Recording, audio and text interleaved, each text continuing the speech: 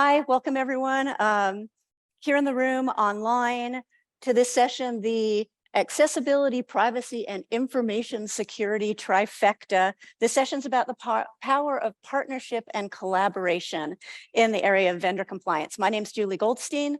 I'm the Information Security Policy Program Yay Lights Manager here at UC Berkeley. I get to bring the information security policy perspective to our trio, to our partnership. And I'm also in the information security office here, so I can be the go-between between our little group and the information security office. Lucy? I am Lucy Greco. I am the accessibility evangelist for UC Berkeley. I also coincidentally lead the system-wide initiative for accessibility, but my role here today is as the evangelist for accessibility at UC Berkeley. I was a party of one, and now I have a team that supports accessibility, but I am the person who started this collaboration with security and privacy. Scott? I'm grateful that you started it. I'm Scott Seaborn. I'm the privacy officer here at UC Berkeley. I work closely, as you'll find out, with both Lucy and Julie. I manage the campus privacy program here. Great. And Scott, if you can forward the slide. Sure, sorry. So the next slide is the introduction that we just went through. Oops, and if you can go back. There we go. Okay. Nope, one more forward because we just did introductions. There we go. All right. Sorry about that. Now we're at the agenda. Okay. Okay, and I've got the agenda. So let's see, I'm going to stand up. The teacher gene just kicks in. So welcome and thank you so much for coming. During this session, we're going to go over a brief history of our collaboration together. We're going to look at a few specific examples of successful outcomes. We're going to talk about exceptions. We'll discuss an example of an initial not so successful outcome. And then we've got a couple of scenarios to open it up for group discussion with, and we're going to end with some brainstorming on how to move forward with all of this, and also hopefully some more Q&A. So, and we'll finish with providing you with contact information for all of the privacy, accessibility, and information security contacts at all of the UC locations. So, fair warning, a good chunk of this session is devoted towards interaction and discussion with you all. And we very much invite you to join in. And really, we'd like this to be as much of a back and forth discussion as possible. What we'd like to ask is if you've got questions, if you please ask them. We'll have people to run mics so that folks online can hear, and folks online, you put your questions in Q&A, and our wonderful facilitators will be able to read them out. But what we'd rather do is we would rather have more back and forth if possible, and maybe not get through all the slides than the other way around.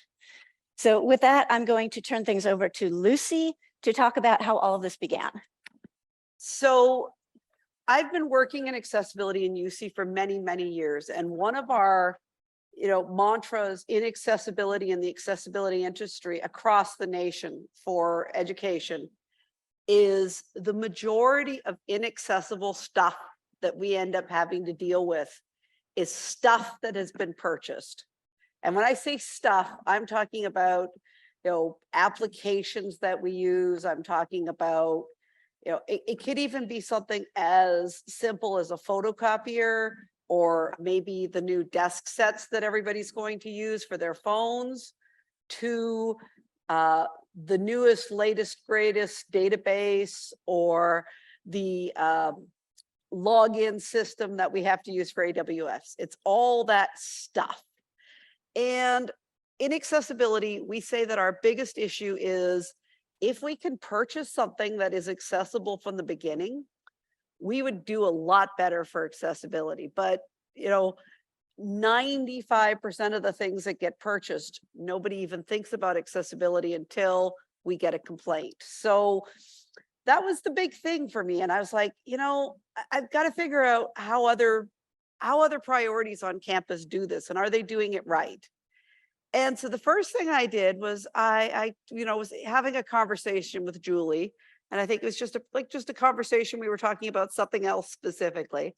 And I said, I'm so fed up with people purchasing things that are inaccessible and that they, you know, they come to me for a review when it's too late. And Julie goes, funny you'd say that, because security has that same problem that, you know, people will often get the security review too late, or, you know, that a product has been used for a while and all of a sudden we find out there's a security violation. It's like, oh no. And so, you know, a few months went off and Scott and I were talking about something else again. You know, the nice thing about working at Berkeley is we all do talk to each other on a regular basis about X, Y, or Z. And so I was talking to Scott and I said, you know, this product I'm looking at, it can't have good privacy. Have you ever looked at it? And he goes, no, I haven't seen that product. And now I'm going to have to go look into it. And so this is how our collaboration was born, is that we all realized that we have the same problems and the same issues. And I believe our next slide is the things we did. And I think that's up to you, Julie. Yeah, I think that you've covered both of those slides, Lucy. Sorry. No. I think that's good. Let's, I just wanted to, can you go back one, Scott? Let's see, same challenges, reviewing only a small fraction of the products that were purchased. Yep, because you know, the things I saw, Scott didn't see, and the things Julie saw, neither of us saw. So I think we're good, Scott. Thank you. Okay, so I get to go over sort of our timeline of working together. That's the history. This was all Lucy's brainchild. It really was.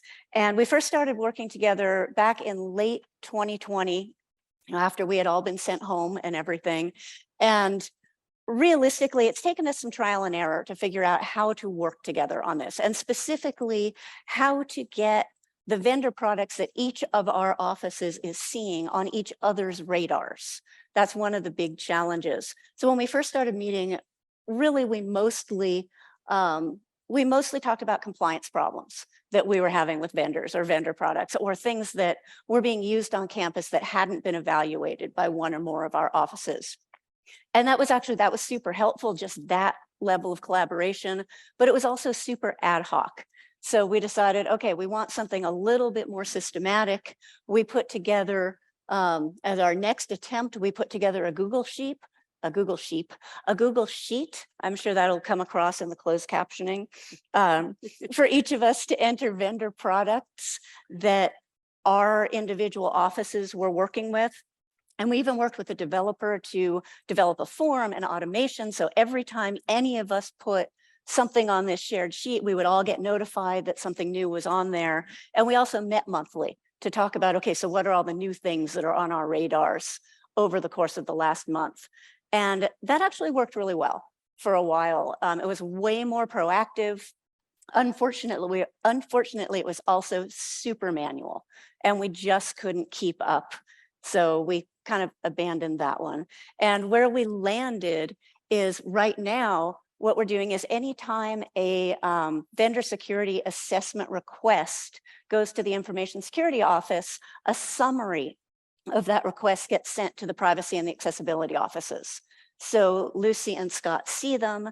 They can determine based on that summary, you know, whether those products or that vendor may need to be assessed by their offices as well.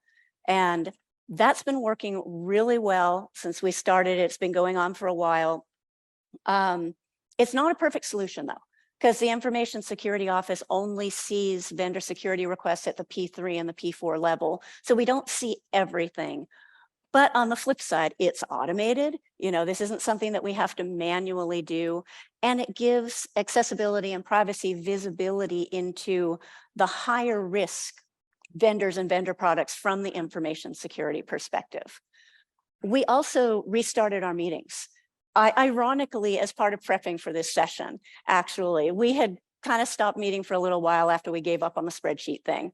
And when we were prepping for this session, every time we would meet, we ended up spending a chunk of the time talking about vendors and vendor products. So we realized that the live discussions are still really important, even for us. It's like, no matter how good of a solution we've got for getting things on each other's radars, it's the talking also that matters. That's when we get to share notes. That's when we can brainstorm with each other. And honestly, that's also when we can commiserate and support each other when things are challenging, because that happens too.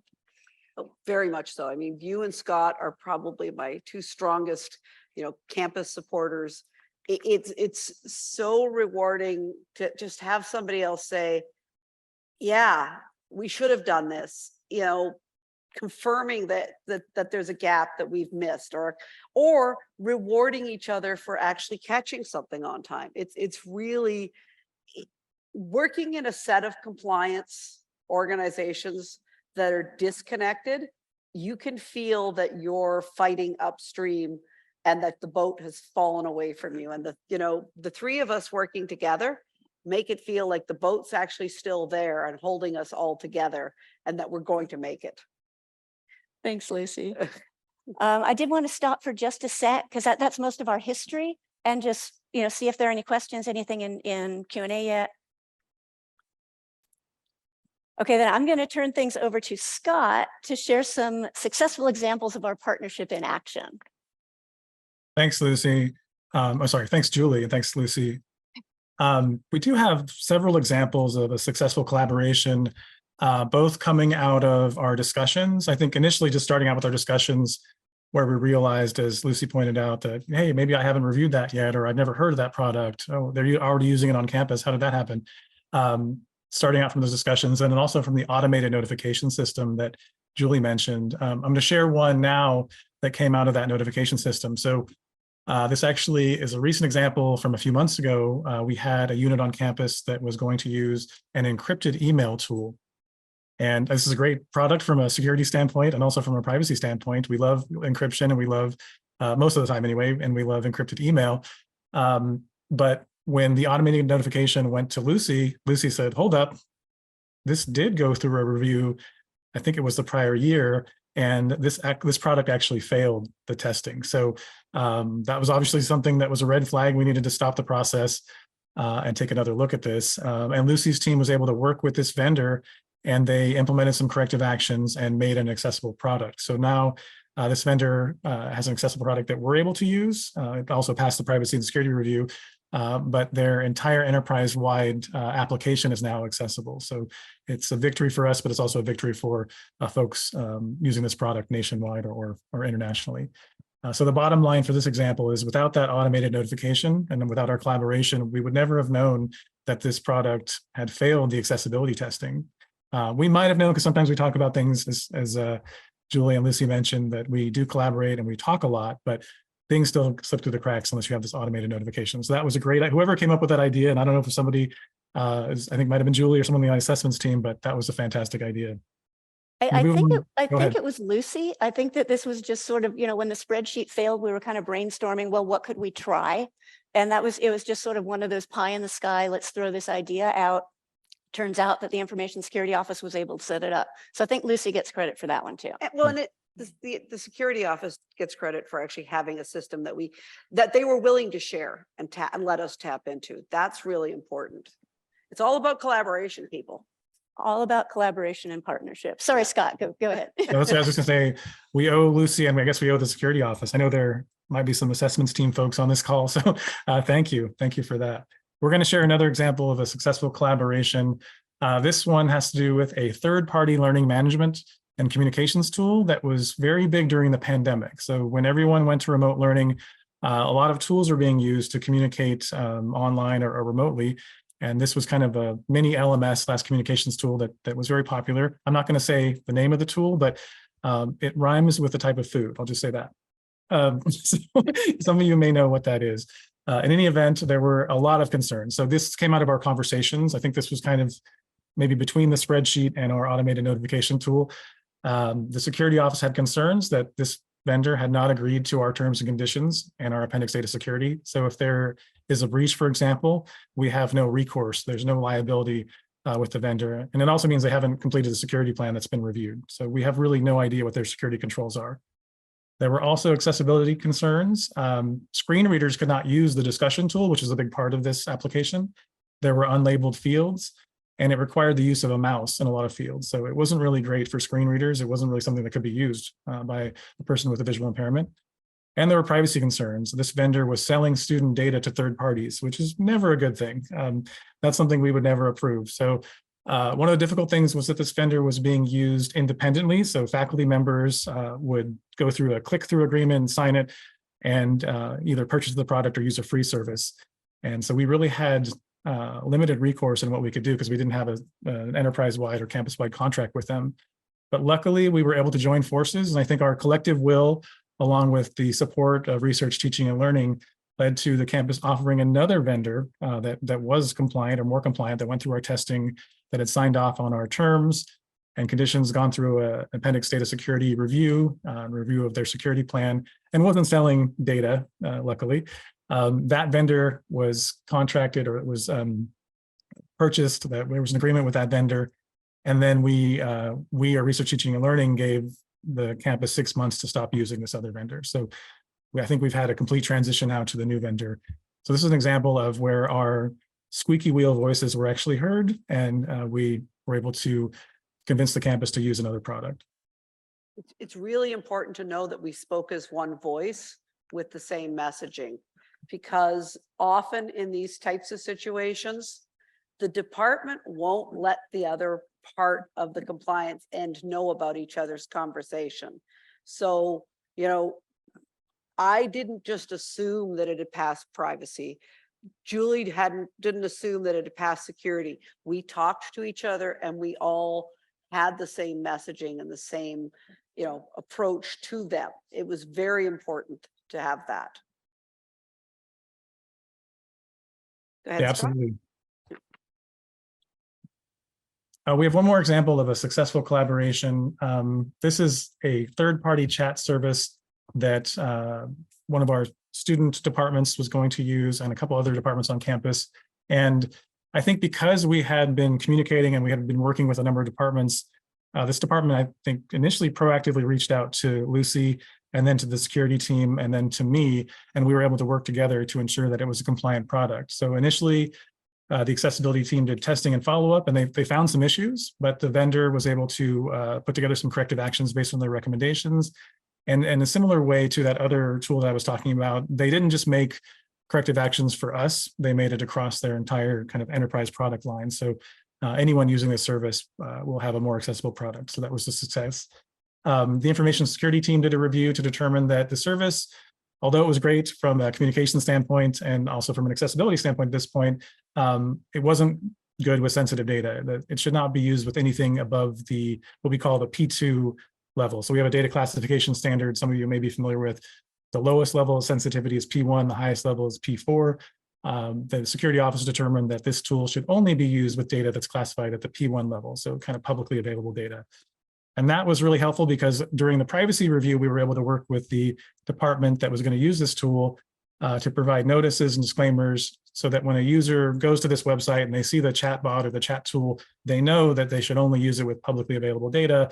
They shouldn't put social security numbers. They shouldn't put any health information or counseling information, for example, into it. And we also implemented a monitoring program for their chat data logs. So we would monitor those logs to ensure that if there is sensitive information that did make it through somehow, that it could be removed. And then finally, my favorite part of this, we do what's called secret shopper testing. So somebody from the privacy office or the compliance office will pretend to be a user of the service and will actually try and enter in sensitive data and see what happens. So we did engage in that testing as well, and the product was able to pass, and now it's being used, I think, by at least one department. I think a couple of departments are using this tool. So that was an example of a successful collaboration. And I'm going to turn it back over to you all, but I want to stop there to see if there's any questions about our collaborations. Anything in the chat? Any questions? We got a question back there. Can we get a mic to you so that people online can hear? And while we're getting that mic to you, just so everyone knows, that vendor for the chat bot now shows up at every accessibility conference, touting their accessibility. I think you helped their business. Yeah, it did. Good afternoon, Martin Robles, UC Davis, Student Affairs. I really like the idea of collaboration between the ISO's office and disability centers to confirm that there is that check as well. But I'm curious because we get a lot of them from in our area that are more or less P1, P2. But how do you ensure that that's where it is before it gets, utilized in your areas? that's our question out to everybody else at the end. I mean, this is, it's a good leeway into the next part of our presentation. And a partial answer for that is we kind of have internal processes between the three of our offices that if anything comes on any of our radars, yeah, exactly. We chat and we're also somewhat sensitive to what each other's first questions are. You know, in the information security office, the first question is often what information does the vendor have access to? And Lucy and Scott know that, for example. So again, I mean, you know, not a perfect system, but just the fact that we've been partnering and collaborating for so long, we learn what's important in each other's areas. And yeah, part 2 of that will come later when we're all chatting. But, you know, if I am reviewing an application and the application starts asking students to put their student ID in, there's, you know, all that information, my first thing is have you had this reviewed by the privacy office? And even if they say yes, the next thing I do after the meeting is over is I ping Scott and say, hey, Scott, have you seen X, Y, and Z? They're collecting like name, address, phone number. And that's where we know what we're interested in. You know, if they see something that has users from all over campus that has an interface, the question is has it been reviewed by accessibility? And, you know, they know to give me a heads up, like you may need to review this product because it looks clunky, and if it's clunky, it's probably inaccessible. I'll just add to that we do usually review the data fields that the vendor is going to have access to. So we can kind of tell, even if they tell us it's P1 or P2, that, hey, actually, this looks like it's going to be P3 or P4, or there's some sensitive data that might get added, especially if there's an API integration or something like that. We can tell what sort of data fields the vendor is going to access. If it's public facing and it's something that a student or staff or faculty member might just enter into data, that's when we do testing to see what sort of data actually is entered into the system. If it's something where the vendor or the department says, oh, no one uses this for sensitive data, we will go ahead and test that. We'll do our secret shopper testing, and we'll actually look at the logs to make sure. But sometimes it's not possible, and sometimes we find out later on that sensitive data is being used, but a lot of times we catch it. And when I've had a department tell me that they had P1 data, but it was a system where people had to upload vaccination records. Yeah. I tell the audience here is knowledgeable. That's not P1, that's P4. Yeah, that happens a fair amount, and we're not, condescending about it. We just say, actually, no, this is sensitive. We need to go through some other processes, and most people are pretty receptive to that. Yeah. We also did want to share a little bit about the exception process for vendor products, for vendors and vendor products. In each of our areas, when we do an assessment for a vendor product, they get a rating, either recommended with stipulations, conditionally recommended, or not recommended. And the assessments, what they do is they identify areas of risk, they identify areas of noncompliance, but ultimately it's up to the department that requested the assessment to determine how to proceed. So if a department wants to move forward with using a vendor or a vendor product that got a not recommended rating, they need to go through an exception process or a risk acceptance process. And each of our areas has its own formal process for this.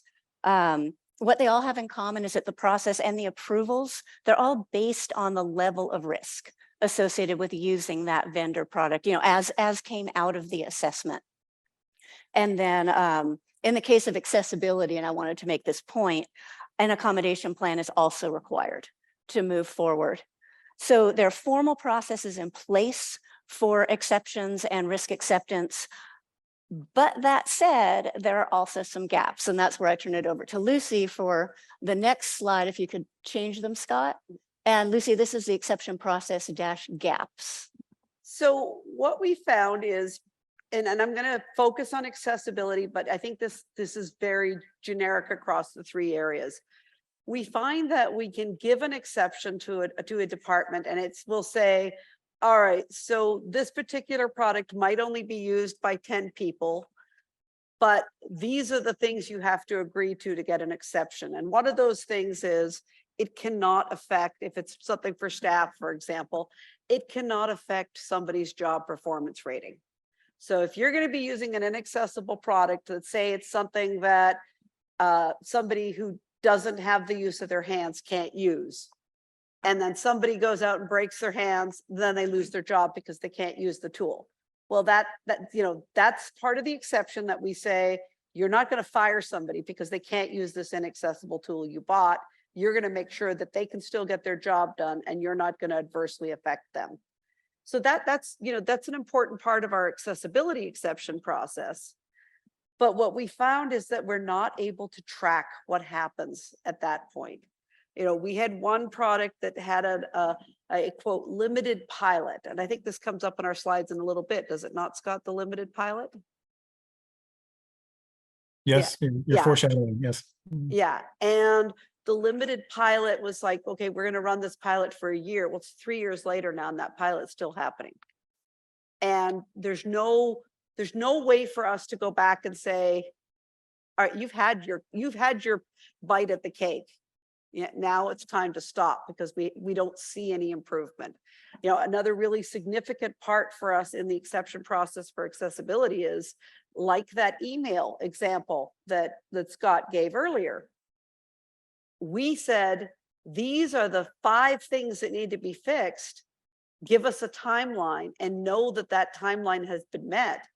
And, when that product came through the security review form for me, I was like, wait a minute, I said this product was completely unusable a year ago. Scott and Julie didn't know that until I said that.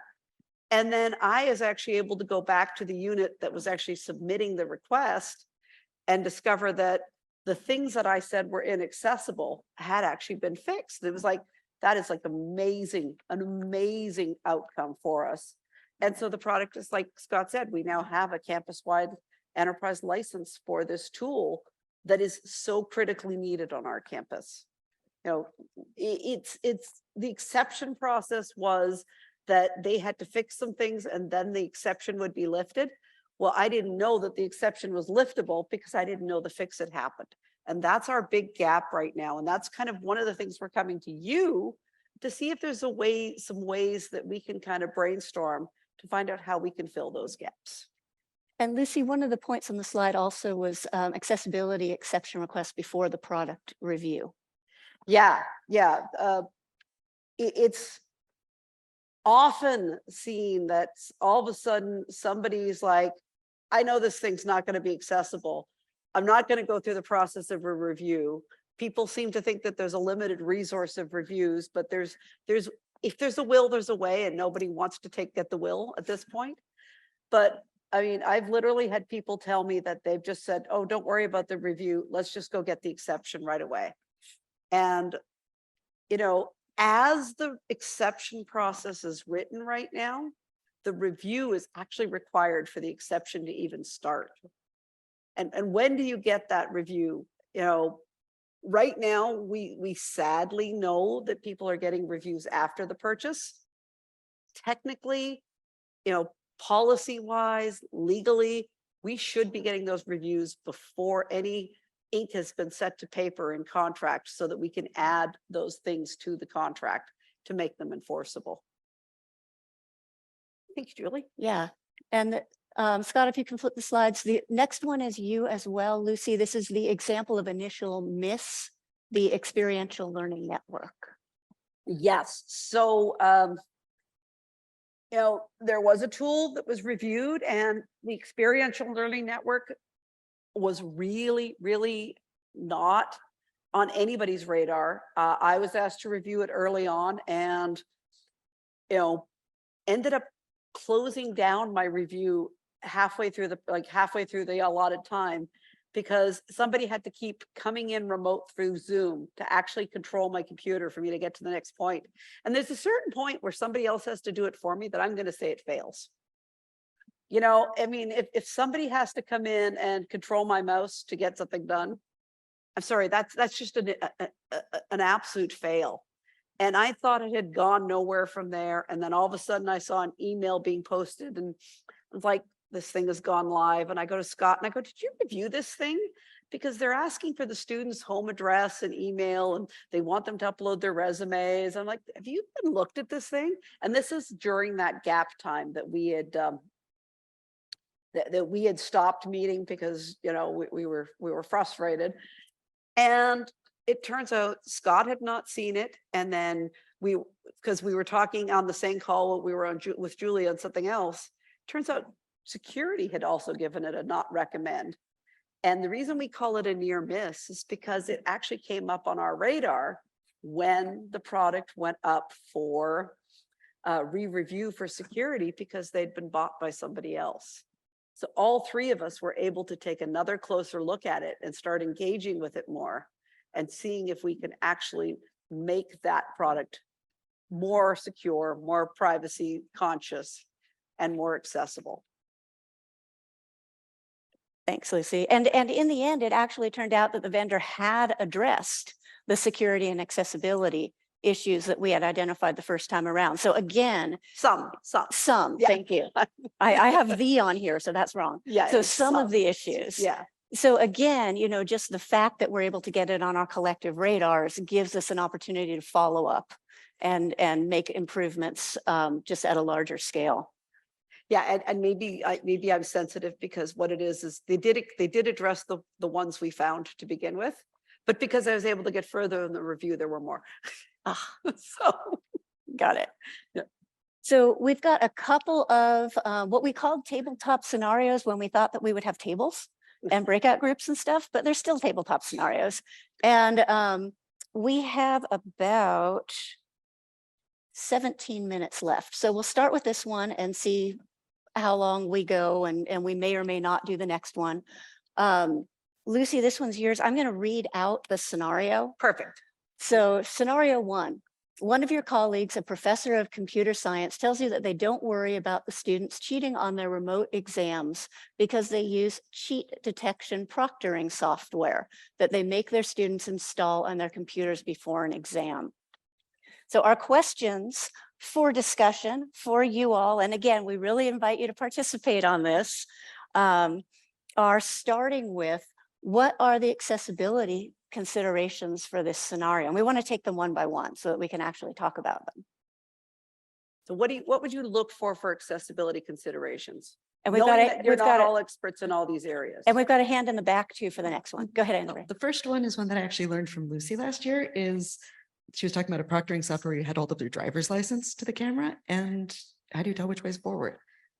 And another one is when someone is using assistive technology, will that look like a non-human moving the mouse, for example, or a voice control software where will that interfere? Very good. Excellent. Excellent. What else do you think of for accessibility in this one? The gentleman a few rows behind you, Sharon, did you have your hand up?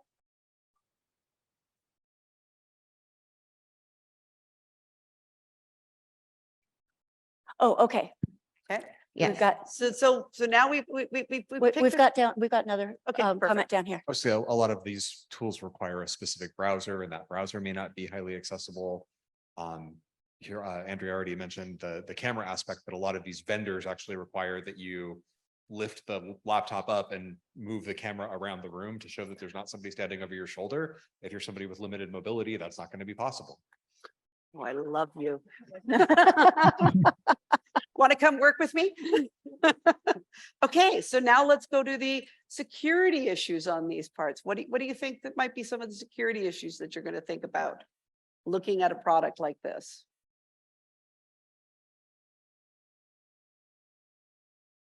Oh, and I thought this would be the one that everybody had. an answer. Security. We've got Okay, hands. good.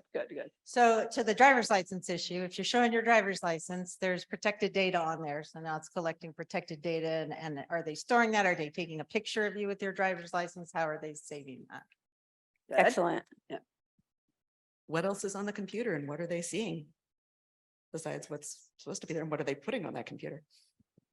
Nice. Yeah, exactly. You've got software on that computer. So what's that software doing? Is it sending the information to anybody? Is it sending it, to the proctoring service or anything like that? Where is it being stored? Where is it being stored? Excellent. Yeah. You're Other hitting into comments, privacy questions? concerns as well, or a lot of them. The next bullet point is privacy. You're hitting a lot of those as well. Yeah. And depending on what is required of that software or the service, if it's scanning the room, it may capture private data that's around the room of that individual, the sensitive data. Yeah, very much so. Yeah. Yeah. What we were finding is, and this is across the board with accessibility people, some people have physical affectations like they're jittering like this, if they have maybe cerebral palsy, or, you know, myself, for example, my eyes are always looking up and to the left, even though they're not looking at anything at all. And I was seen as cheating because my eyes were on, not focused on the camera. Oh, interesting.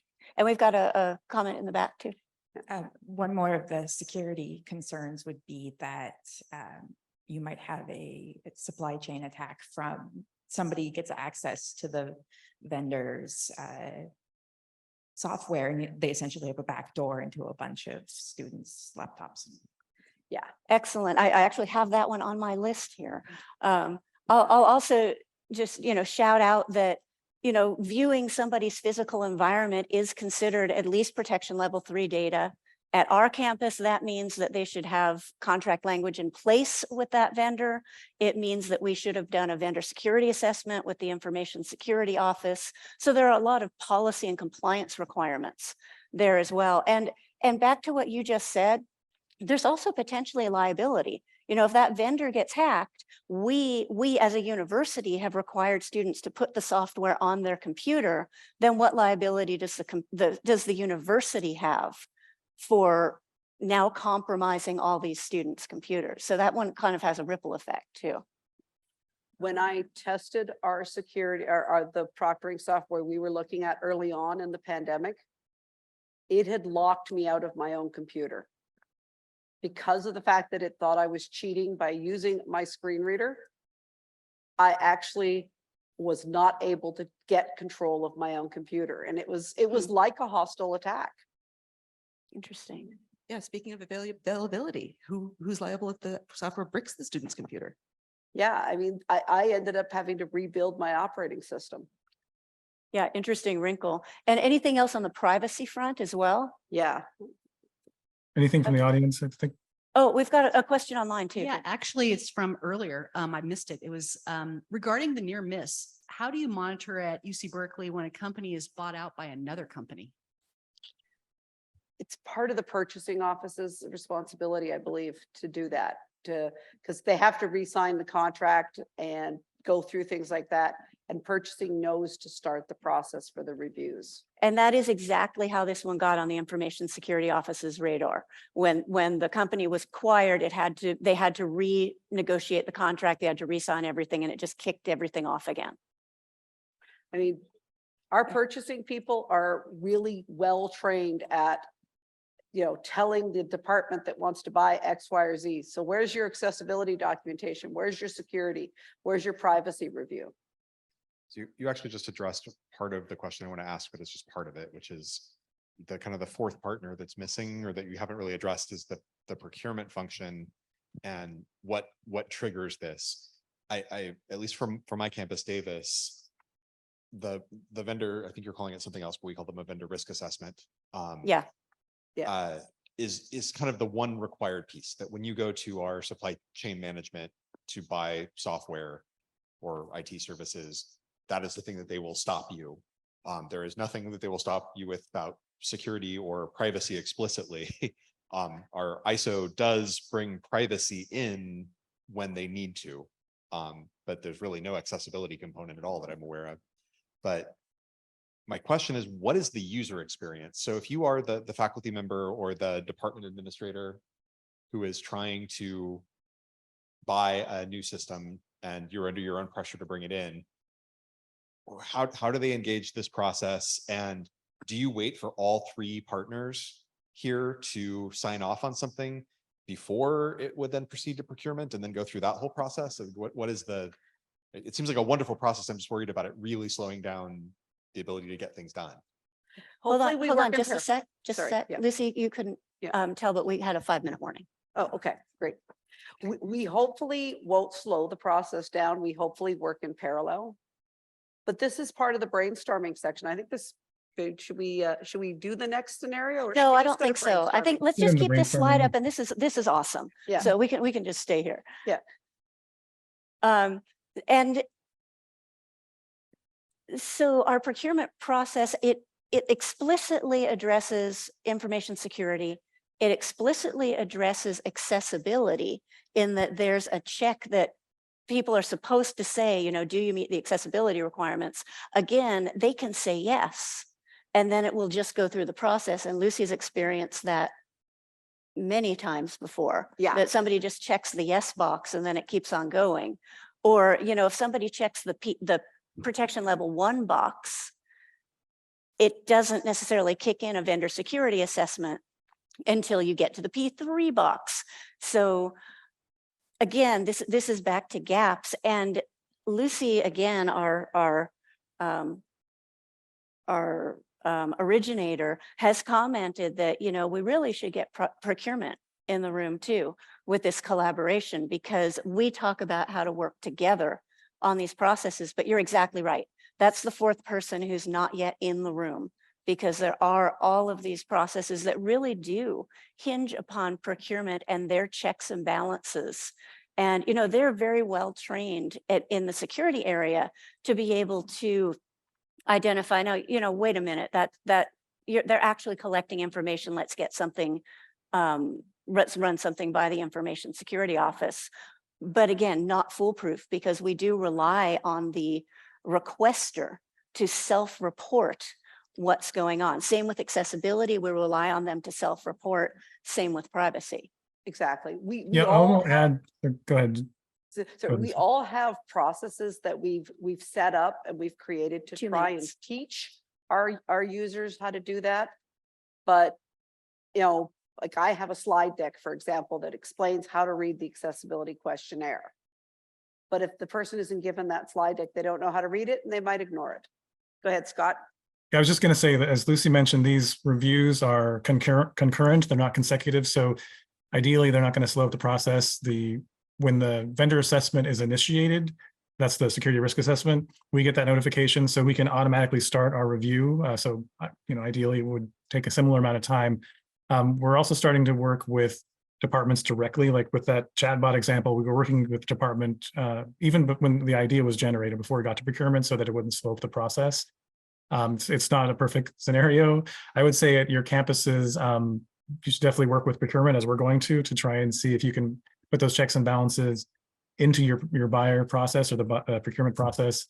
And you're not necessarily relying on the word of someone to say, oh, it's not P1, or I already went through the accessibility review process, or it is P1. But yeah, I would work with procurement. That's something we need to do more of here. And in our probably 45 seconds left, I do also want to share that, you know, there are also resource constraints. So sometimes the process can be frustrating when, you know, somebody hits a roadblock in the procurement process because they need to consult with privacy and security and accessibility, and it does take longer. And, you know, people will put in requests at the last minute on July 22nd. And I'm sorry, June 22nd, and they need it to be in by the end of the fiscal year. And realistically, sometimes that can't happen. And sometimes they would literally be violating the law to be using a product that is not accessible. And the checks and balances are important to not be able to slam something like that through the process. One more comment, and then you know, I want to continue the conversation later. So let's think about how we can do that out of this session. Yeah, actually, I have a lot of questions, and so I'd be interested in continuing the conversation. I think where we found a lot of challenges on our side is where folks are using their procurement cards to purchase SaaS solutions that, you know, we're not aware of. Sure. In addition, at least on our campus, there's a significant lag as part of the review process for both security, privacy, and accessibility. Can take weeks or months. And what we're finding with a lot of vendors is when they don't meet the requirements, they're not willing to review a bespoke MSA. They're not making enough money to hire legal teams on their side. And so what we often find is a challenge where the University of California is really asking them to agree to a bespoke MSA. And they're like, okay, are you going to pay our legal fees then so that we can review it to make sure, or that the cybersecurity insurance could be $5 million, $10 million when they're asking for a $15 a month subscription to, say, a calendaring like Calendly or You Can Book Me kind of service. It's not economically feasible for them. I think one of the things that we could do to solve this is if all of the UC campuses, if we had a centralized list where all of the vendors that are being reviewed could be listed, and if it passes on one campus, is that sufficient for it to pass on other campuses? So that we can consolidate our use on some of these tools, and then also make it worthwhile for the vendors that are going through the process and willing to agree to UC terms of agreements and services, that more campuses can adopt those services. And I think that's a piece, at least that I'm seeing from our campus, that may be missing, where we might be able to improve on this. Yeah, and I think you're right. And there is a system-wide work group that discusses a lot of those same issues, and the topic has come up before, you know, about the feasibility of coming up with a compiled list that more than one campus can use. Absolutely. I do want to go back to the exception process as well. I mean, you know, in the interim, that is something that we use for being able to deal with risk and risk acceptance in those areas too, because yeah, the small vendors, they just don't have the staff and the budget to necessarily meet all of UC's requirements. And so we do actively use the exception process. We're getting the hook, we're getting the time's up, we got to stop. Thank you all so much. We really appreciate the conversation. Thank you, everybody. Thank you. And thanks to our sponsors for making this possible. Yeah.